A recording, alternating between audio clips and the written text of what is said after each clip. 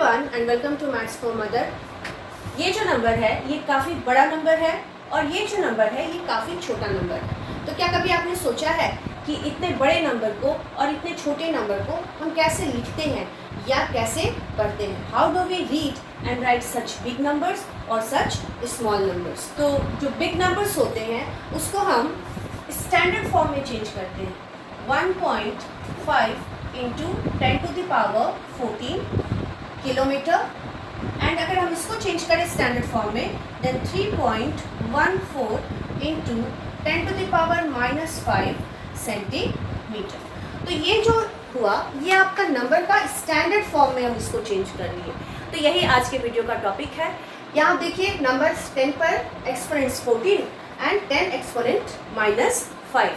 तो आज के वीडियो में हम ये जानेंगे कि आखिर जो हम एक्सपोनेंट्स पढ़ते हैं, लॉज ऑफ एक्सपोनेंट्स पढ़ते हैं, उसके यूजेस क्या है। उसका मेन यूज़ है आपको नंबर को स्टैंडर्ड फॉर्म में चेंज करना और इसका यूज़ मैथमेटिक्स और साइंस दोनों ही फील्ड में होता है।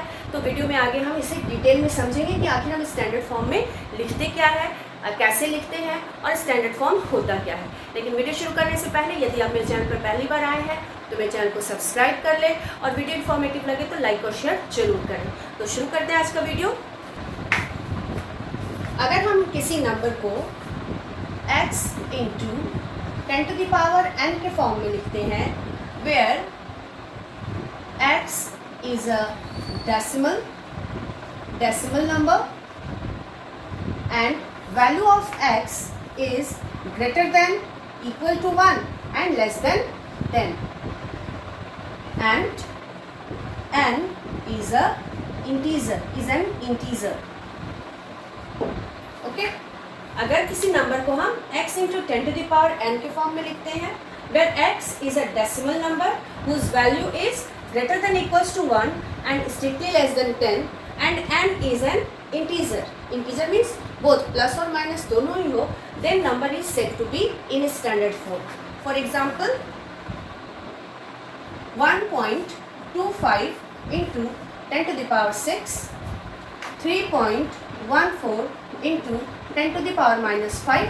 दोनों ही एग्जाम्पल्स में आप देखिए नंबर जो है वो इसी फॉर्म में लिखा हुआ है। Decimal number into 10 to the power, जो एक्सपोनेंट्स है वो इंटीजर्स है, n is an integer, plus और माइनस दोनों ही हो सकता है। तो ये हो गया आपका नंबर का स्टैंडर्ड फॉर्म जिसे हम बहुत बड़े नंबर या फिर बहुत छोटे नंबर को लिखने के लिए यूज़ करते हैं।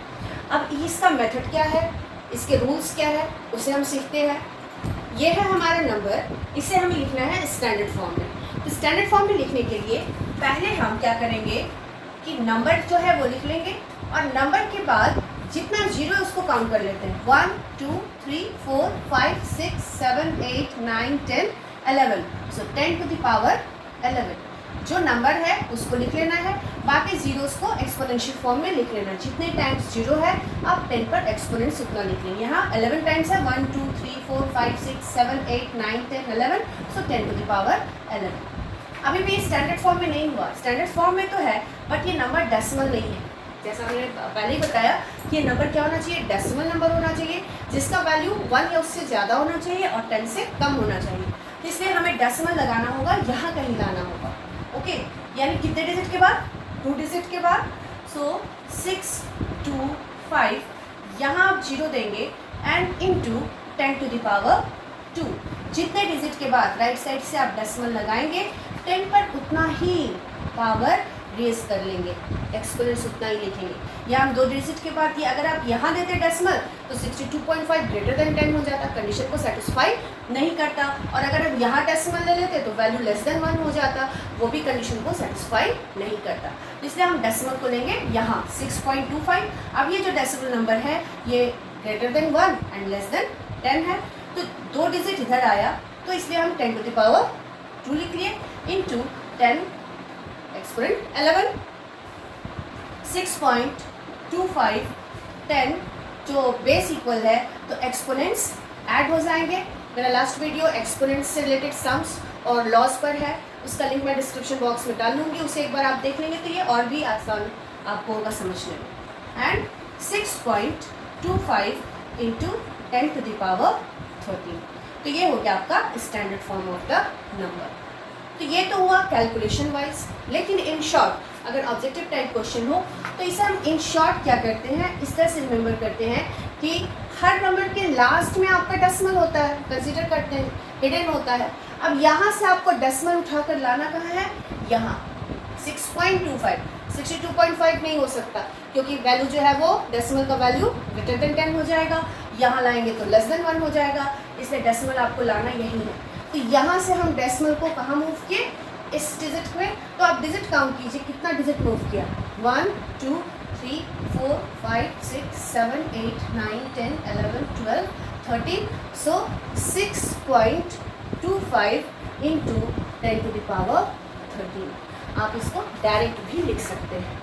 ये तो मैंने कैलकुलेशन वाइज समझाया कि आखिर 6.25 इंटू 10 टू द पावर 13 होता कैसे है।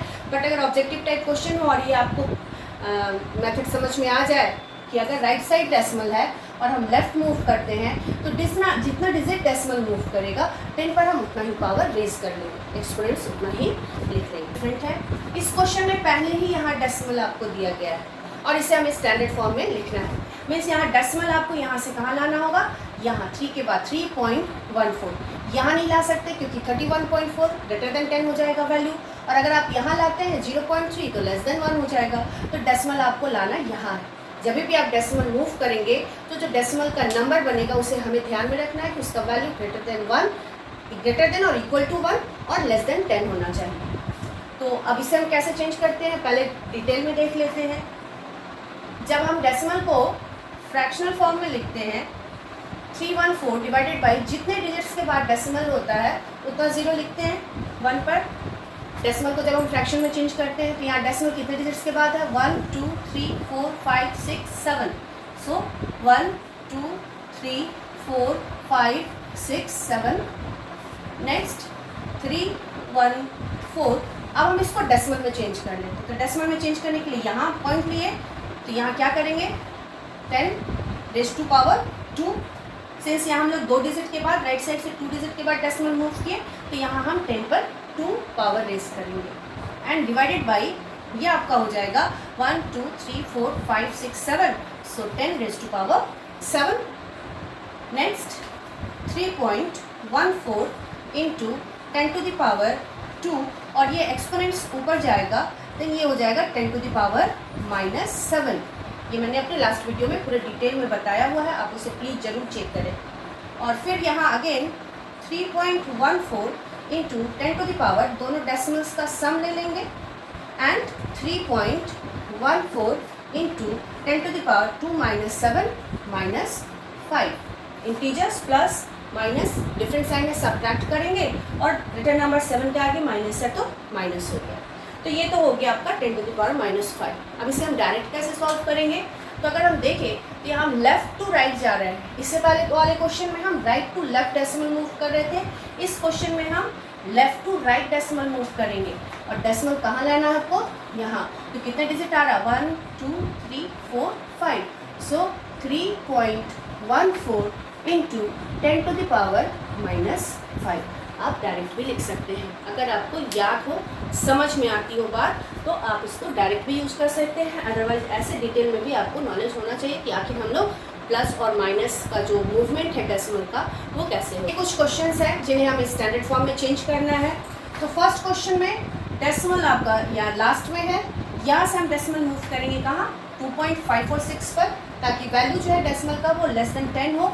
सो 2.546 इंटू 10 टू द पावर, यहाँ लास्ट से डेसिमल कितना डिजिट मूव किया 1 2 3 4 5 6 7 8, so 10 to the power 8 plus 8 right से मूव किए। ओके, तो राइट से जब आप मूव किए तो 10 टू द पावर +8। आप इसको भी ऐसे भी याद रख सकते हैं कि हम लोग राइट हैंड को अच्छा मानते हैं, पॉजिटिव मानते हैं। सो अगर राइट टू लेफ्ट मूव करेंगे तो आपका साइन पॉजिटिव होगा। नेक्स्ट क्वेश्चन, डेसिमल आपका यहाँ है, यहाँ कोई जीरो नहीं है। अब अगर हम इसे स्टैंडर्ड फॉर्म में चेंज करना हो तो ये डेसिमल का नंबर तो है बट 9835.6 है। डेसिमल का नंबर लेस देन 10 होना चाहिए। तो हम डेसिमल को कितना यहाँ से मूव करेंगे, यहाँ 9.8 पर।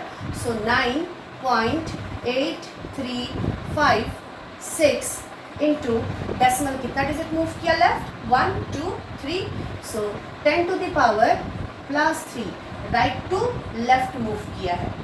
नेक्स्ट क्वेश्चन, यहाँ आपका डेसिमल ऑलरेडी है, डेसिमल को आपको मूव करना है राइट साइड, यहाँ लाना होगा ताकि डेसिमल का जो नंबर बने उसका वैल्यू 1 और 1 से ज़्यादा या 10 से कम होना चाहिए। तो यहाँ से आप डेसिमल ले आए, यहाँ 1.5 इंटू 10 टू द पावर, कितना डिजिट मूव किया decimal, 1 2 3 4 5 6 7, so 10 to the power -7। यहाँ आप लेफ़्ट टू राइट मूव कर रहे हैं, लेफ्ट हैंड को हम लोग अच्छा नहीं मानते हैं, निगेटिव, तो आप उससे भी याद रख सकते हैं कि लेफ़्ट टू राइट मूव करेंगे तो जो एक्सपोनेंट्स है वो -7। अगेन यहाँ देखिए डेसिमल पहले ही है, इसको हमको राइट मूव करना है, तो यहाँ हम लाएंगे 3.75, डेसिमल नंबर फॉर्म करिए जिसका वैल्यू 10 से कम है और 1 या 1 से ज़्यादा है। अब डेसिमल कितना डिजिट मूव किया, 1 2 3, left to right, so 10 to the power -3। तो इस तरह से हम नंबर्स को स्टैंडर्ड फॉर्म में कन्वर्ट करते हैं। इस क्वेश्चन में जो नंबर्स है वो ऑलरेडी स्टैंडर्ड फॉर्म में लिखा हुआ है और इसे हमें चेंज करना है यूजुअल फॉर्म में, नॉर्मल फॉर्म में लिखना है। तो अब इसे हम चेंज कैसे करेंगे, जो स्टेटमेंट हमने स्टैंडर्ड फॉर्म में लिखने के लिए किया था जस्ट उसका रिवर्स करना, उल्टा करना है। यहाँ पॉजिटिव है तो हम इसे राइट मूव करेंगे, डेसिमल क्या करेंगे, राइट मूव करेंगे। और कितना डिजिट मूव करेंगे, जितना कि आपके 10 पर एक्सपोनेंट से, यहाँ 5 है तो डेसिमल 5 डिजिट राइट मूव करेगा। तो ऑलरेडी यहाँ डेसिमल है आपका 7 4, 2 डिजिट आपका ऑलरेडी है, बाकी डिजिट्स के लिए आप 0 देंगे। तो यहाँ से हमें मूव करना 5 डिजिट, तो यहाँ से मैंने डेसिमल उठाया 1 2 3 4 5, डेसिमल आ गया यहाँ था, और यहाँ से कितना डिजिट मूव किया, 1 2 3 4 5, क्योंकि एक्सपोनेंट्स 5 था। बट लास्ट में हम लोग डेसिमल हिडन होता है, मेंशन नहीं करते, तो आपको ऐसे ही लिखना है। अब यहाँ आपका नेगेटिव है तो यानी decimal right to left move करेगा, कितना डिजिट मूव करेगा, 7 डिजिट मूव करेगा। यहाँ आपका ऑलरेडी 1 डिजिट है तो 1 डिजिट हो गया। अब यहाँ से आप डेसिमल मूव कर रहे हैं 1 2 3 4 5 6 7, ये डेसिमल आ गया आपका यहाँ। 10 टू द पावर -7 था, एक्सपोनेंट -7, सो यहाँ लास्ट में डेसिमल है नंबर का, उसे हम 7 डिजिट मूव किए, 1 2 3 4 5 6 7। सिमिलरली यहाँ 10 टू द पावर 9 है तो ये डेसिमल इधर जाएगा 9 डिजिट, 6 7 9, 3 डिजिट ऑलरेडी है यहाँ से हमने उठाया डेसिमल, और कितना डिजिट मूव करना, 9, तो 1 2 3 हो गया, 4 5 6 7 8 9, डेसिमल लास्ट में आ गया। यहाँ से कितना डिजिट मूव करना, जितना एक्सपोनेंट्स है, यहाँ से हमने मूव किया 9 डिजिट, 1 2 3 4 5 6 7 8 9, राइट मूव किया। अगेन यहाँ नेगेटिव है तो लेफ्ट मूव करेगा, सो 4 1 2 9, डेसिमल यहाँ है, यहाँ से हमें कितना डिजिट मूव करना, 3 डिजिट, तो 4 1 डिजिट है, बाकी के लिए आप 0 लिख लेंगे। तो यहाँ से डेसिमल मूव किया 1 2 3, यहाँ आ गया। तो इस तरह से जो एक्सपोनेंट्स के यूजेस हैं वो आज के वीडियो में हमने डिटेल में डिस्कस किया कि इसका यूज़ हम कैसे स्टैंडर्ड फॉर्म में चेंज करने के लिए करते हैं नंबर्स को, और कैसे स्टैंडर्ड फॉर्म के नंबर को यूजर फॉर्म में हम चेंज करते हैं। अगर इससे टॉपिक से रिलेटेड और भी कोई डाउट हो तो आप मुझे डायरेक्ट मैसेज करके पूछ सकते हैं। अगर वीडियो इन्फॉर्मेटिव लगा हो तो लाइक ज़रूर करें, ज़्यादा से ज़्यादा लोगों के साथ शेयर करें, और मेरे चैनल मैथ्स फॉर मदर को अभी तक सब्सक्राइब ना किया हो तो सब्सक्राइब कर ले। मिलती हूँ अपने नेक्स्ट वीडियो में, तब तक के लिए thank you for watching my video.